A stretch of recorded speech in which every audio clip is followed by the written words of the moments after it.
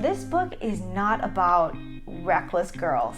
This book is about reckless men. Summary, but somehow has like Halloween vibes in there. Hello book friends. Today we are talking about Reckless Girls. This is a book that I hadn't heard of until recently, but if I had heard of it sooner, it definitely would have been on my summer TBR. I haven't read it yet, so I don't know too much about it, but I know it is about an adventure starting in Maui and a shipwreck and a deserted island. That sounds good to me. I love Maui, I love shipwrecks. What could go wrong? I read the first couple of chapters, but I haven't gotten very far in, so I'm not really sure where the story is going to go or what the main conflict or plot line is yet, but so far it seems like it's just going to be a ton of fun. So I am very excited to keep reading, and I will update you along the way when I have something to say about how amazing this book is. I love the summery vibes. I mean, honestly, I guess I'm really not that into summer. But I enjoy reading in the summer because I get to hide inside and pretend it's fall. So I'm gonna go get started reading Reckless Girls, and I will update you when I have thoughts. I cannot beat you. No, I won't have it, babe. Not playing this game. I do not feel you. I'm not crossing that tape. It would be a shame. So listen, baby, listen carefully, 'cause I got something to say. I feel us waiting. Listen carefully. Let's stop this charade. Stop this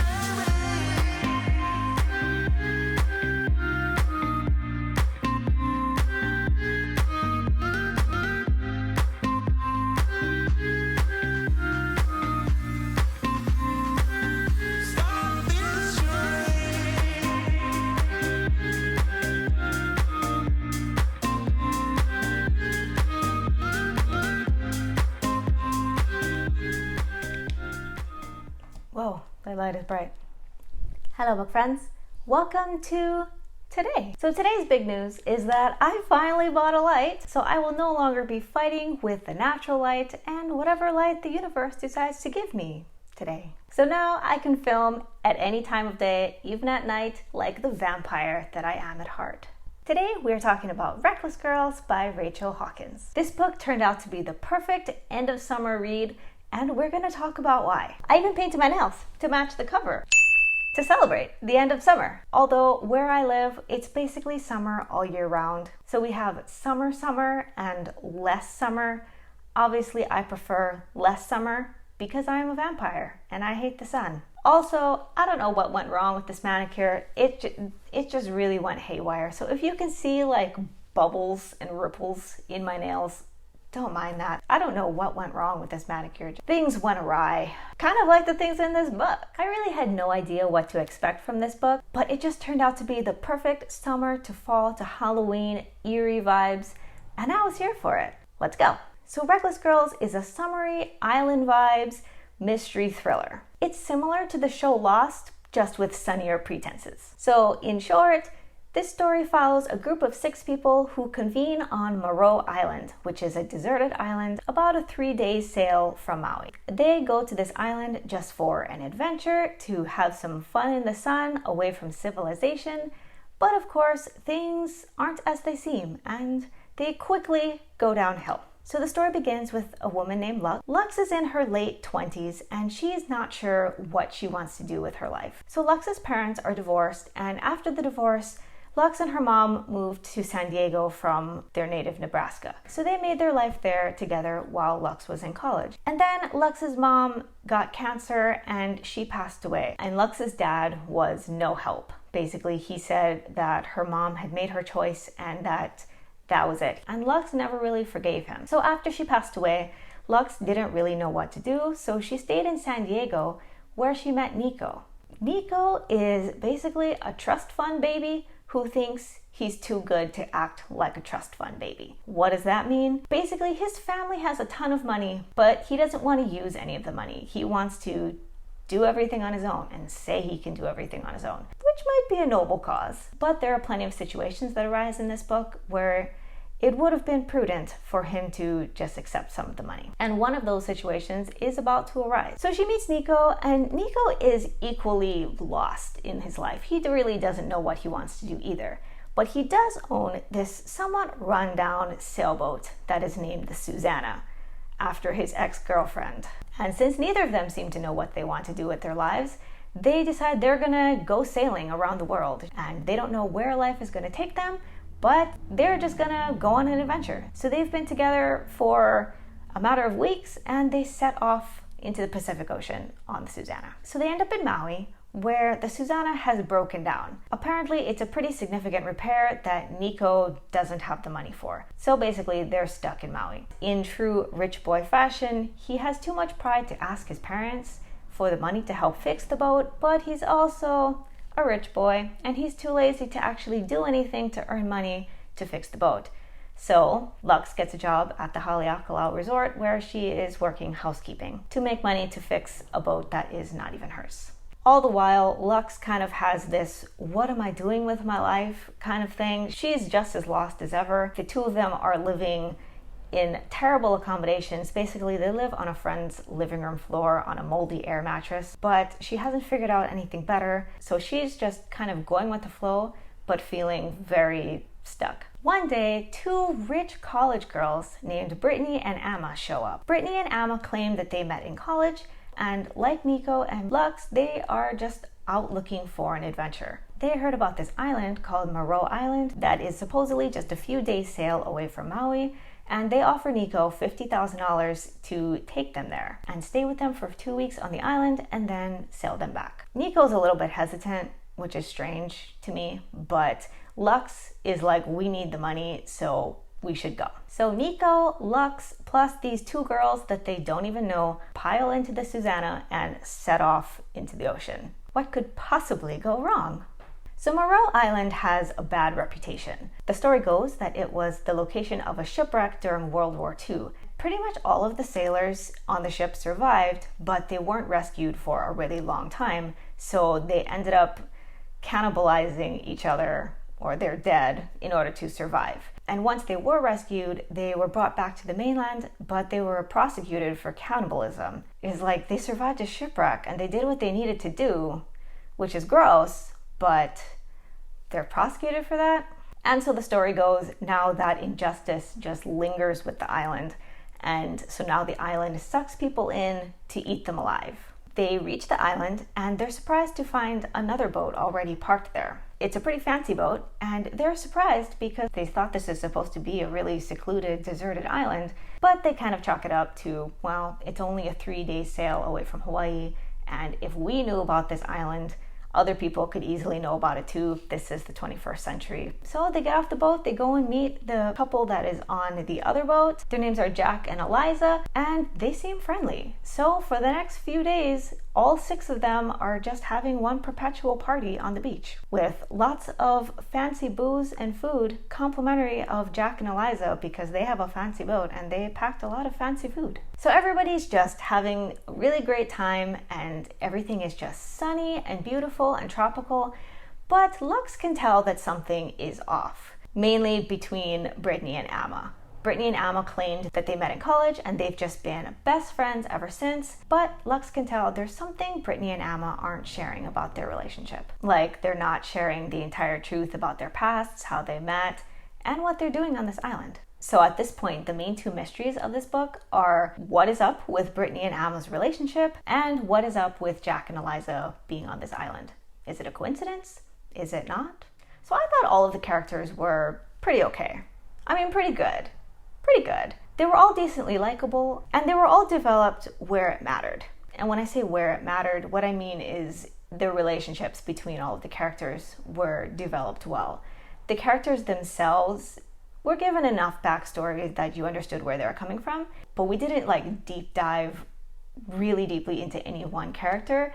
It was the relationships and how everybody knew each other that was the important part. And that was done really well. And I kind of felt like that worked with the theme of the story because this story really is about thinking you know people when you really don't. I think it worked that you didn't know all of everybody's backstory, and you never did find out all of everybody's backstory. You found out really bits and pieces along the way, and at the end you find out just enough. So I thought the character development worked in this case. There's also what I would consider a strategic lack of development of 3 of the characters. The 2 men, Nico and Jack, and somewhat Amma. And I feel like this is strategic because they are kind of grouped together in a way. I don't know how to say this without really giving any spoilers, but they all have something in common, and their sameness is important to the outcome of the story. And so I appreciated their lack of development in that sense, because it really highlighted the sameness between all of them. So this story is told in a somewhat alternating timeline narrative.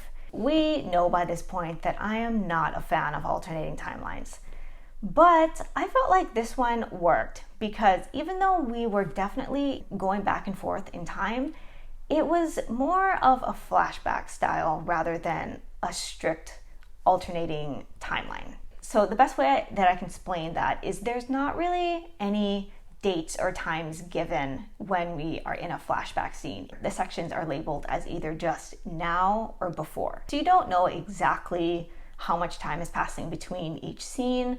It's just that the book is showing you things from the past. And I like this because it makes it feel like every scene that's there is necessary for you to see, and that's why it's there. This is opposed to other books where there's like a strict timeline, such as, I'm going to say it again, People We Meet on Vacation, where the alternating chapters, there is one chapter for every summer. In order to stick with that strict timeline, something is written about every summer, whether it's really that important or not, and it ends up feeling kind of forced. But with this sort of alternating timeline, it's not forced at all because there is no strict timeline to adhere to.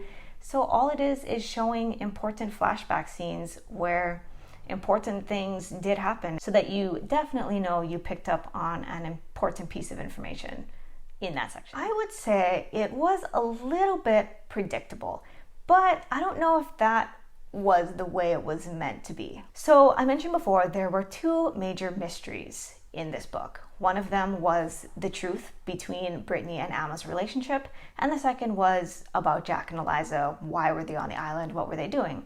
And throughout the narrative and throughout, I guess the flashback scenes, I figured out the answers to those questions before they were officially revealed. And I didn't feel like I was being particularly clever by figuring out the answers to those questions. I felt like just all of the pieces were in place, and so it was really leading me to that answer. And when it finally was officially revealed in the narrative, it wasn't like a, whoa, that's a reveal kind of reaction. It was more of a, yeah, I knew it. I think I kind of did like that. It kind of took the focus away from trying to figure out the mystery, which is what a lot of people are doing when they read these books, myself included. And it brought the focus more into the themes of the story and like the greater message of what the story really is about, because I really don't think it's about that mystery. So overall, the story just had a really eerie tone, which is surprising because a lot of it on the surface was just really sunny vibes. All of the characters were very friendly. They're all so excited and pleased to be there. And it was always just little things that were inserted into the dialogue or little actions like a small little side eye by a character. And that's what made the story just feel so eerie. The entire first half of the book, before things really started going wrong, was just, it was like that creepy calm before a storm, where it's like, it's calm, but you know something is coming, but you can't really pinpoint why you know. It was like that. So the tone was just super eerie, but super sunny and tropical at the same time. And to capture that tone, I think was great writing. So that's what I think makes it just the perfect summer to fall transition. It's like it was just summery and fun on the surface, yet had an undercurrent of eeriness and darkness. It's like summery and pretty on the surface, yet it has like Halloween vibes in there.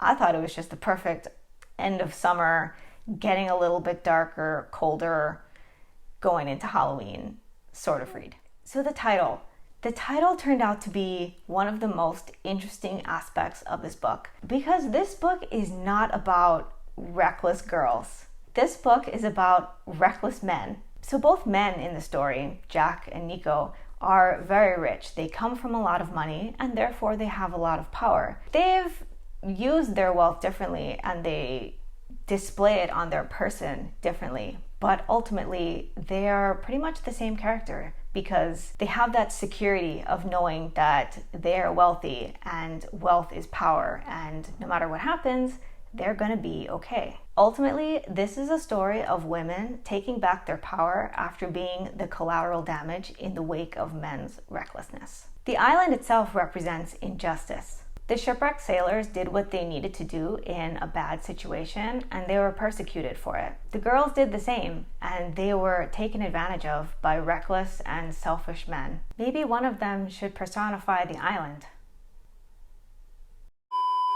So those are my thoughts on Reckless Girls. I thought it was a really great book. I am definitely going to read more books by Rachel Hawkins. I thought it was just really cleverly put together. I loved the historical aspect. I didn't expect this to be a 5-star read, but I really think it is. I recommend it. I think it has a really great message and it was just super interesting and had great vibes. So if you are a vibe reader and like mysteries, thrillers, and eerie vibes, but also love summer, you'll love this book. So if you enjoyed this video, please subscribe if you haven't already, leave a like, and ring that notification bell so you won't miss any other videos with me rambling on about books I've read and books that I've loved. I think that's all for today. I will see you next time. Bye! I do not feel you. I'm not crossing that day. It would be a shame.